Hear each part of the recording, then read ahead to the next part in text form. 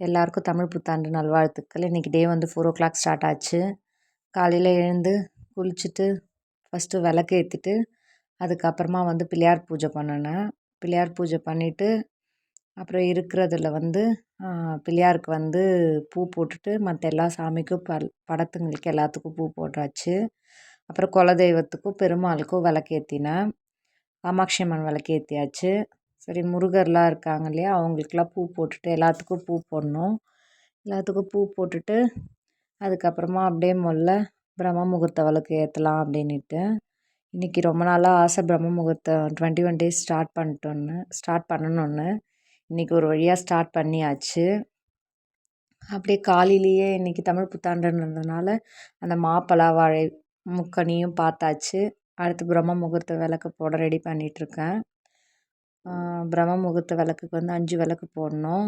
5 விளக்குக்கு அகல் விளக்குக்கு வந்து குங்குமஞ்சா வச்சுட்டு எண்ணெய் ஊற்றி திருசல் போட்டுட்டு எல்லாத்தையும் போட்டாச்சு. பஞ்சுத்திரி தான் போடணும். நான் பஞ்சுத்திரி தான் போடுறேன். பஞ்சுத்திரி போட்டுட்டு 5 அகல் விளக்குக்கும் அதுக்கப்புறமா வந்து பூ போடணும். பூ போட்டுட்டு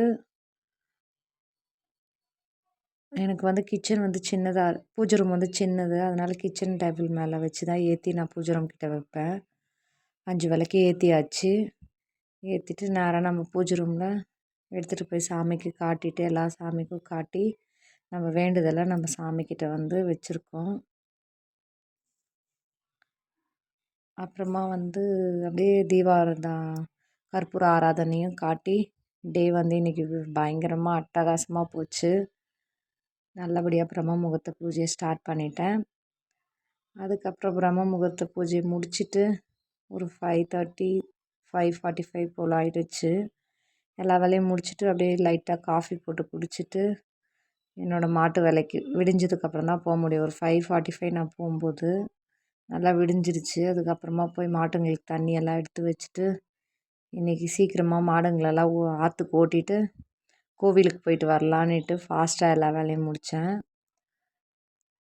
பால்கார் வர லேட் ஆகிடுச்சு இன்றைக்கி. அதனால் அதுக்குள்ளே தண்ணி வச்சிடலான்ட்டு டக்குன்னு எல்லா மாட்டுக்கும் தண்ணி ஊற்றி வச்சுட்டு மாடுங்களை ஓட்டுன்னு வந்து கட்டிட்டு எல்லா வேலையும் மாடு வேலையெல்லாம் முடிச்சுட்டு நம்ம குடியாத்தில் வந்து பச்சையம்மன் கோவில்னு ஒரு கோவில் இருக்குது. அந்த கோவில் தான் எனக்கு ரொம்ப பிடிக்கும்.